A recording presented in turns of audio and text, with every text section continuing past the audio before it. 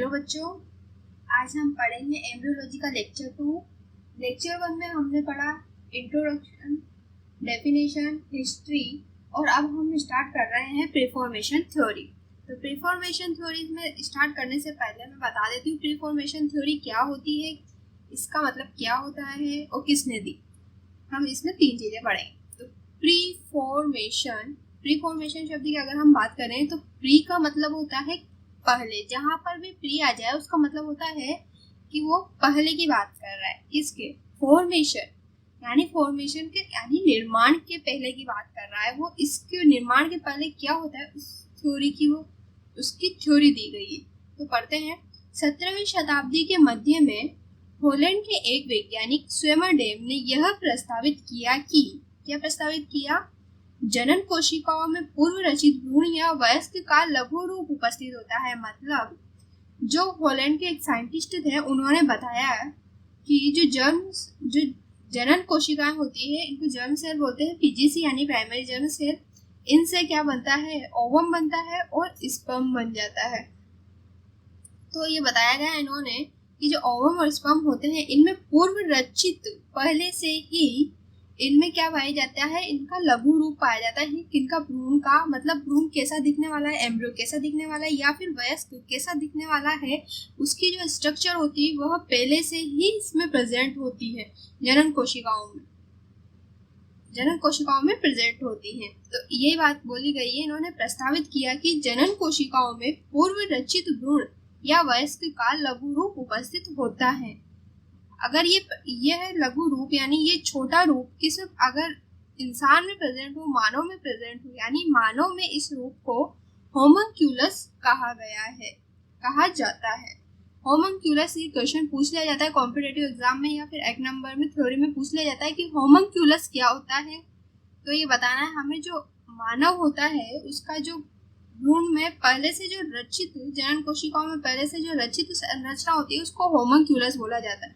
एक ये भी आ जाता है क्वेश्चन कि प्रीफॉर्मेशन थ्योरी किसने दी, तो ये लिखना है इसमें स्वेमरडेम ने दी। और एक 3rd नंबर का क्वेश्चन आता है कि स्वेमरडेम कहाँ के साइंटिस्ट थे, तो ये आ जाता है कि ये हॉलैंड के साइंटिस्ट थे। अब आता है कि इनकी थ्योरी मान ली गई, समझ ली गई कि नहीं ये बोल रहे हैं जो सही बोल रहे हैं। तो इस बात को, इस मत को मेलपिकी, ये एक साइंटिस्ट है, हेलर, बोनेट, स्पेलेंजनी ने समर्थन दिया। लेकिन इन्होंने भी कुछ बताया। ये जैसे ये डायग्राम देख रहे हैं तो इसमें ये स्पर्म की स्ट्रक्चर बताई गई है। स्पर्म में ये सिर है, ये 2 हाथ बताए गए हैं, ये पैर बताए, मतलब ये होमनक्यूलस की स्ट्रक्चर है। इसमें इन वैज्ञानिकों का मानना था कि यह लघु रूप अंडाणु में होता है। ये तो स्पर्म की स्ट्रक्चर हुई, मतलब अंडाणु में होता है। पीजीसी सेल से तो 2 सेल बन रही है, एक तो ओवम बन रहा है, एक स्पर्म बन रहा है। तो ये कंफ्यूज हो गई कि ये स्ट्रक्चर ओवम में प्रेजेंट होती है या फिर स्पर्म में प्रेजेंट होती है। तो जो साइंटिस्ट है मेलपिगी, हेलर, बोनेट, स्पेलेंजनी, इन्होंने बताया कि ये जो स्ट्रक्चर है यह अंडाणु में यानी ओवम में प्रेजेंट होगी और जिसे शुक्राणु द्वारा वृद्धि के लिए उत्तेजित किया जाता है, यानी ये स्पर्म में प्रेजेंट नहीं रहेगी। लेकिन इन्होंने अंड को, अगर ये स्ट्रक्चर ओवम में प्रेजेंट होती तो उन्होंने बोला कि ये स्ट्रक्चर अगर ओवम में प्रेजेंट होती तो इसे ओविस्ट नाम दिया। लेकिन ल्यूवेनहोफ, हार्टशोकर आदि का मानना था कि लघु रूप की उपस्थिति शुक्राणु के शीर्ष में होती है, यानी ये शुक्राणु है इसके शीर्ष में प्रेजेंट होगी ये स्ट्रक्चर। तो इस लघु रूपों को उन्होंने क्या बोला, स्पर्मिस्ट नाम दिया। मतलब ये 2 अगर पूछ लिया जाए कि प्रीफॉर्मेशन थ्योरी में ओविस्ट और स्पर्मिस्ट क्या है, तो ये भी बताना कि ओविस्ट का मतलब तो होता है कि अगर जो लघु रूप यानी जो छोटा रूप पीजीसी सेल में, अगर ये छोटा रूप यानी छोटी स्ट्रक्चर ओवम में प्रेजेंट होती है तो इसे ओविस्ट बोलते हैं। और अगर ये स्ट्रक्चर किसमें प्रेजेंट हो, स्पर्म में प्रेजेंट हो, तो इसे स्पर्मिस्ट बोला गया है। ये स्ट्रक्चर बताई गई है, ये भी स्पर्म की स्ट्रक्चर है कि मतलब इस तरीके से पहले कल्पना की गई थी, पहले देखा नहीं गया था, तब उसके पहले ही कल्पना की गई थी कि इस तरह से स्ट्रक्चर होती है और यही स्ट्रक्चर बाद में बड़ी हो जाती है और भ्रूण बनता है, भ्रूण से वयस्क बन जाता है। ये हमारी प्रीफॉर्मेशन थ्योरी कंप्लीट हुई। मैंने इसमें इम्पोर्टेंट चीज बता दी है। अब हम बात करेंगे नेक्स्ट थ्योरी। अब आते हैं हमारी नेक्स्ट थ्योरी,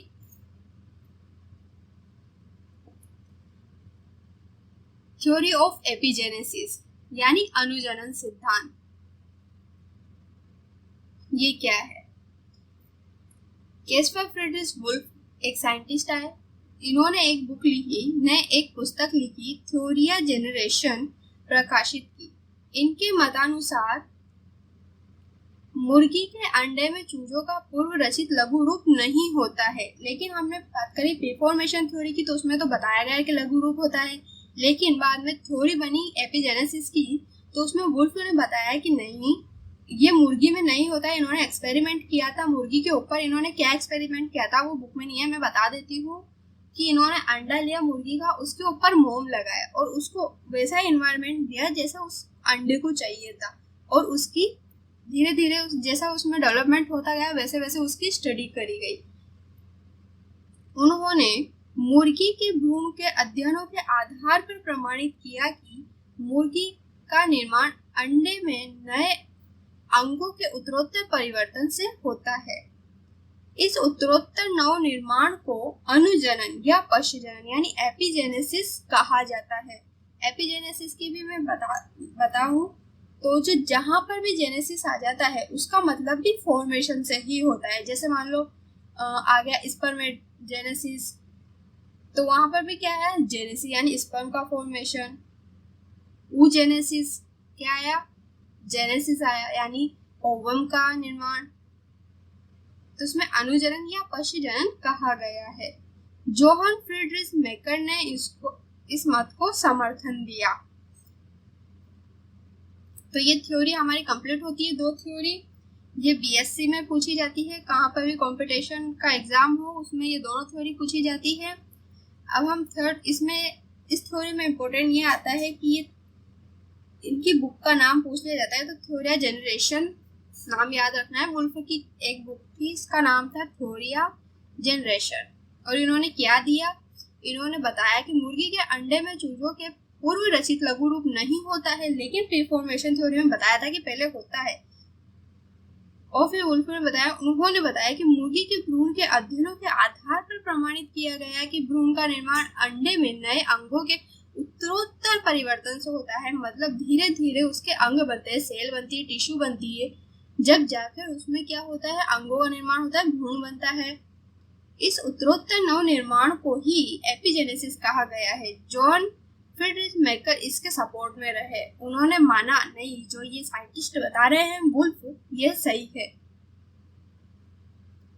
अब हमारा नेक्स्ट रूल आता है बेयर का। बेयर ने स्तनधारियों के अंडों पे भी अध्ययन किए था।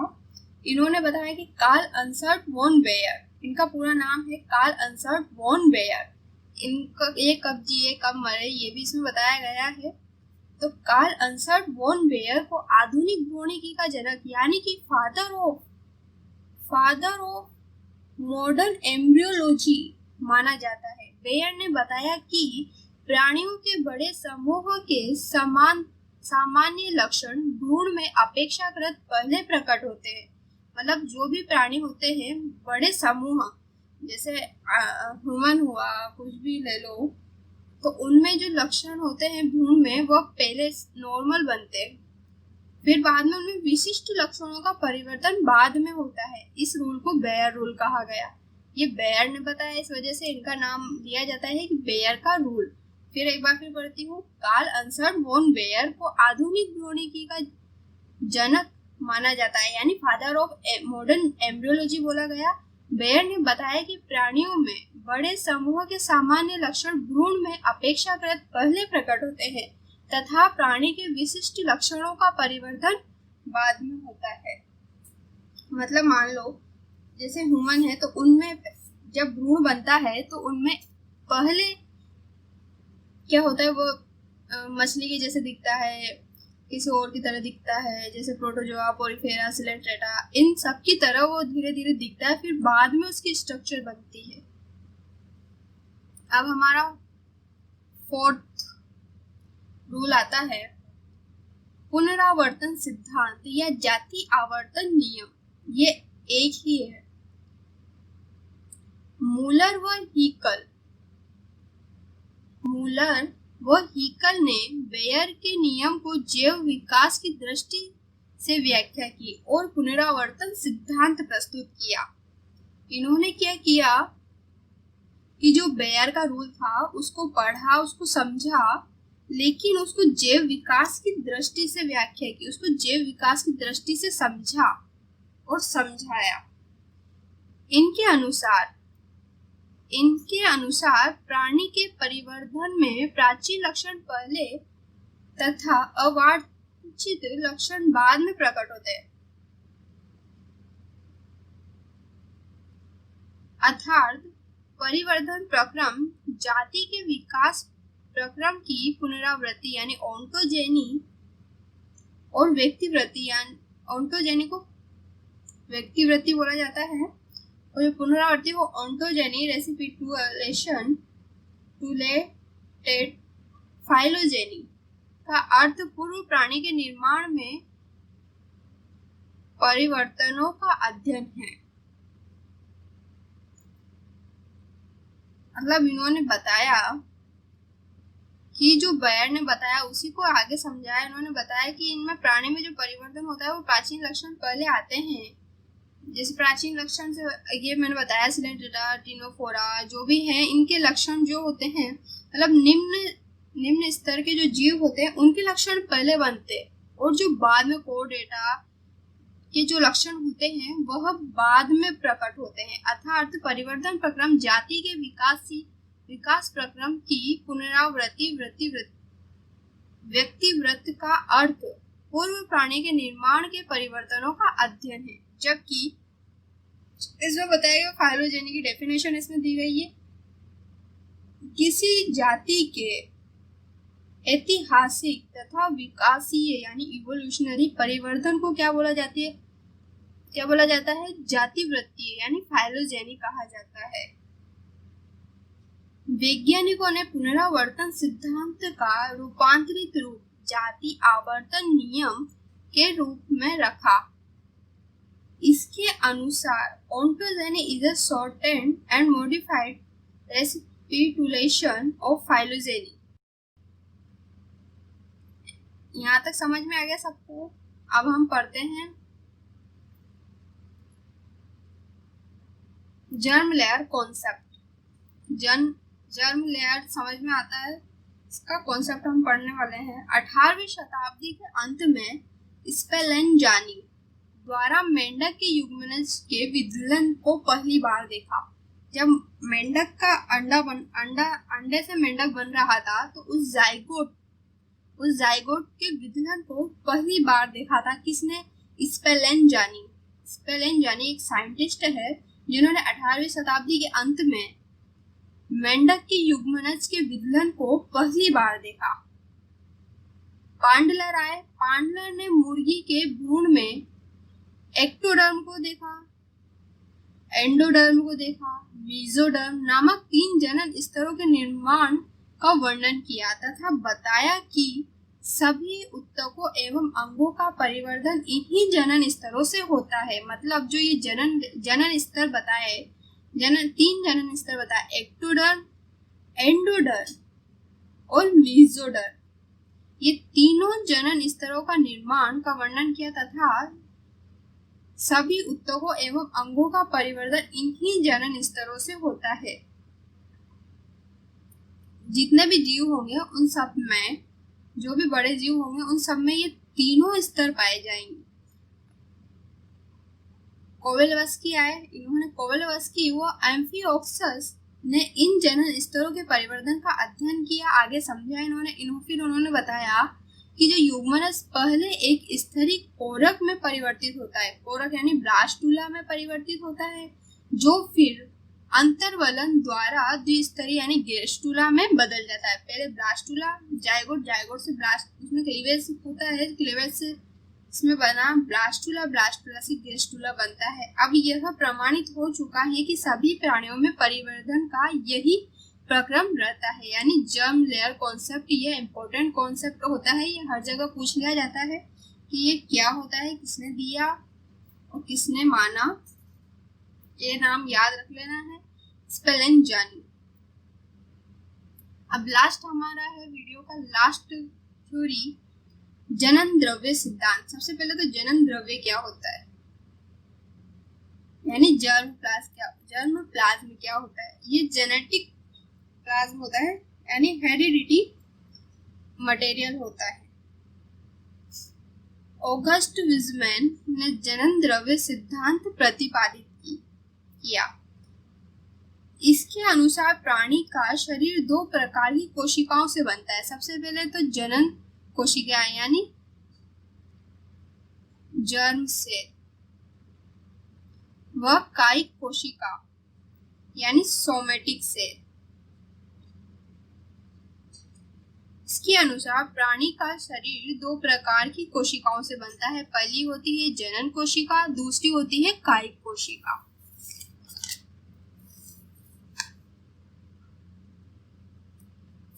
ये हमारा पूरा हो चुका है। आज हमने क्या क्या पढ़ा, इस वीडियो में क्या पढ़ा। प्रीफॉर्मेशन थ्योरी हमने पढ़ ली जो कि स्वेमरडेम ने दी। दूसरी थ्योरी हमने पढ़ी थ्योरी ऑफ एपिजेनेसिस। तीसरी पढ़ी बेयर-क्रो और पढ़ा फिर हमने पुनरावर्तन सिद्धांत, या इसका दूसरा नाम भी आ जाता है, एक ही नाम से आती है पुनरावर्तन सिद्धांत, या फिर इसका दूसरा नाम क्या है तो ये बोलना पड़ेगा जातीय आवर्तन नियम, या फिर जातीय आवर्तन नियम यानी आ जाता है बायोजेनेटिक लॉ क्या होता है, तो इसको पहले इसका नाम पूछ लिया जाता है। यानी दोनों में से कोई सा भी नाम देकर कोई सा भी नाम पूछ ही लिया जाता है। फिर हमने जर्म लेयर कॉन्सेप्ट भी पढ़ा और जर्म प्लाज्म थ्योरी भी पढ़ी। अब ये हमारा कंप्लीट हो चुका है वीडियो। इसमें अब हम नेक्स्ट वीडियो में पढ़ने वाले हैं एक्सपेरिमेंटल एम्ब्रियोलॉजी। तो मैं आपको बता दूं कि ये बीएससी की बुक है और इसमें आप कहीं से भी सर्च करें पूरा मिल जाएगा। मैं आपको इसमें पूरी बुक पढ़ाने वाली हूँ, पूरी बुक समझाऊंगी, एक एक चीज और एक एक लाइन पढ़कर बताऊंगी मैं। तो आपको कैसा लगा कमेंट करें प्लीज, और लाइक करें और शेयर तो करना ही है। तो अभी तक आपने सब्सक्राइब नहीं किया हो तो सब्सक्राइब भी कर ले, क्योंकि ये पूरी बुक मैं आपको पढ़ाने वाली हूँ, पूरी बुक आपको मिल जाएगी। हमने कल तक एम्ब्रियोलॉजी पढ़ लिया था, आज हमारा ये कंप्लीट हो चुका है। कल हम एक्सपेरिमेंटल बायोलॉजी पढ़ने वाले हैं नेक्स्ट वीडियो में। Thank you.